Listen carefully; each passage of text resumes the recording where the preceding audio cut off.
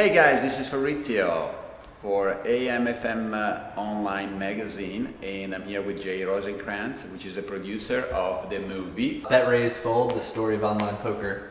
So what was the idea behind this amazing movie? So I played poker professionally. I went to film school, graduated into the middle of what was this boom of poker all over America, really all over the world. And this was in 2006, but it started in 2003. And I just started playing internet poker professionally, and I got very involved in this subculture of people who were sort of living outside of the box and traveling all over the world and playing in poker tournaments in exotic locations, but also playing, poker on the internet and making a lot of money doing it. And very quickly. So all of a sudden, I'm in the midst, and I myself, as a young person, making more money than my parents when everyone else I went to school with was wondering, how to just pay the bills and find a job and survive.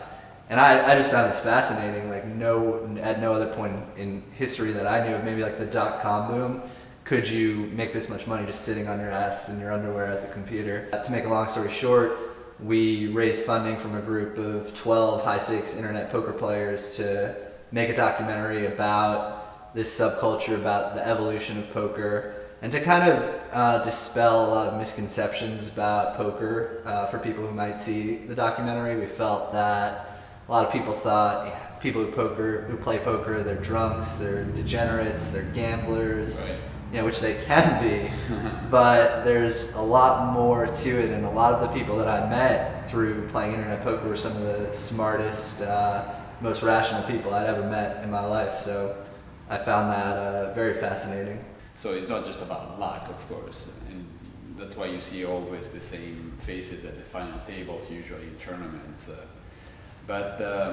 So you always had that passion of poker. You said you started playing when you were 12, and then from there, do you also play live poker or just online poker? I got into poker when the movie Rounders came out. It's Matt Damon, Ed Norton. That sort of like lifestyle of being this rounder, this guy who shuns law school to live a life and playing against these crazy Russian gamblers and underground card games. To me, that was better than, at the time I was like in middle school and working a part-time job stocking shelves at Toys R Us. So I was drawn to the game immediately. I became obsessed, and when I was younger, I would play in home games, play wherever I could get in a game of poker, live poker at that time, because there was no internet poker. Right. I was there. And even when I went to school at Boston University, I was playing in college games or whatever, and never really thought about poker on the internet, but inevitably some people in those games would break off from the live poker games and go to a computer and fire up online poker. So I naturally was attracted to that and saw how much money that they were playing for, and I deposited and very quickly lost my money. And for a while I would deposit a little bit of money and I'd go broke, and over and over. Why do you think is that? Well, I think there's a lot of differences between live poker and internet poker. You can't see the faces of your opponents. It's very easy to just click a mouse and put money out there. Whereas with live poker, you have the money in front of you, so you have to really think hard about whether or not you want to put that into the middle of the pot. So it took me a while to get used to the differences in the game. At its core, though, the game is the same. You get, especially for Texas Hold'em, which became the most popular game, you get 2 cards face down, 5 cards in the middle, and that's the game you're playing. Right. Just the information exchange is different between live and online poker. So I play in the World Series of Poker every summer, which is live. But I'd say the way I made my living for the most part before 2011 was playing online poker. Online poker is rigged, or online poker is gambling. How would you respond to that? I think at this point right now, the government wouldn't really say that. So the government shut down online poker in 2011 on this day called Black Friday. Right. And why and how that happened is something that's explored in the movie. Right. It's sort of a complex situation, but they didn't shut it down for a moral reason. They didn't shut it down because they believed poker was gambling.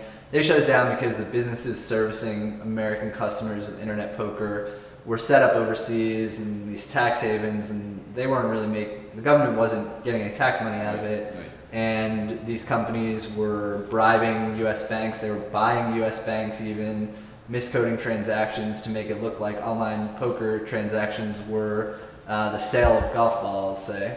And so that's really why they shut it down. But to people who might say, well, poker is just gambling, it's all luck, I think it's just an education kind of problem. It's really not that type of game.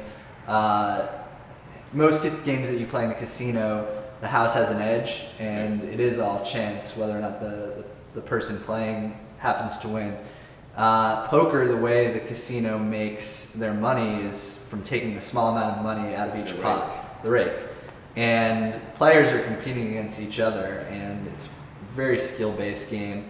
I would compare poker and internet poker to trading stocks, where you could invest in one stock or a bunch of stocks really, and then over a few month period you could lose your pants. You see a resolution soon between the government and the player association, or you guys, what's the next step? Right now, online poker is being legalized in the U.S. on a state-by-state basis. So in 2011, when they shut it down, you couldn't play anywhere. Now, a couple years later, you can play in Nevada, you can play in New Jersey, just very recently this month, and you can play in Delaware. And other states are sort of looking at what's going on in these individual states and seeing, well, can these states make it work? How much money can they generate? Is this going to become like a real industry that's regulated? Mm-hmm. And so I think we can look forward to online gaming coming back slowly. I think it'll probably happen state by state. You'll start to see states banding together to where you can play, with Nevada and California, and tri-state area on the East Coast can play together. I don't know, maybe Texas will get in the mix, maybe not. Hard to say. I don't know that federal, countrywide, national legislation will happen. Not because the federal government is against it, but just because right now in Congress they can't pass any legislation, so online gaming legislation is probably low on their list of priorities. But I think movies like ours and just the fact that poker's been all over television, it's something that everyone plays, everyone wants to play. Even if you don't play competitively in casino, you most likely play in a social game with your friends. And people have played it throughout history in America, and I don't think that's ever going to go away. So there's an awareness that this game is really a game that people like, that there's skill involved in. Not gambling. Right. I mean, there's gambling elements to it, but it's sort of up to the person to decide what they want to do with their own money, and if they want to play a game like poker. I think more and more people and the government itself is coming to terms with the idea that that's okay, and maybe it's even a good thing. So yeah. I'm sure that many they are in power. They're playing poker online, or they were playing poker online in their privacy of their home. Oh, so absolutely. So is this movie showing in Austin anytime soon? Yes, so the movie is showing on Monday at Alamo Drafthouse Slaughter Lane at 7:15. You can get tickets from the Alamo's website, and it's available as well on all video on-demand platforms. So everything from iTunes, Amazon, Xbox, PlayStation to Verizon Fios, DirecTV, all over North America. I think pretty much wherever you want to see it, you can find it and rent it right now. Fantastic. So what's the most amount of money you ever lost at poker?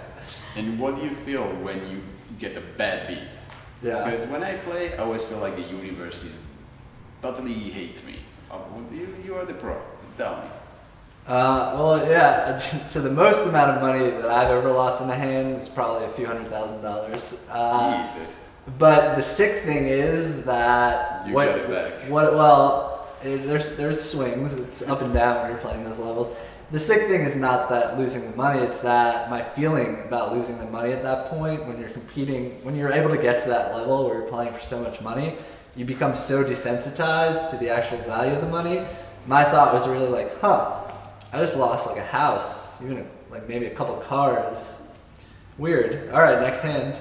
And it doesn't really faze you at that point. But I do know the pain intimately of what it's like to get unlucky and then get unlucky over and over again, lose because you play bad, and it's really you want to pull your hair out. I probably lost some hair because of the stress of dealing with that type of way of life. I mean, it's the only job really where you can go to work and lose money. Hopefully the player will get their money back soon. And you guys better go see this movie on Monday at the Alamo Draft House. You can buy the ticket there, and then afterwards there is a question and answer with Jay.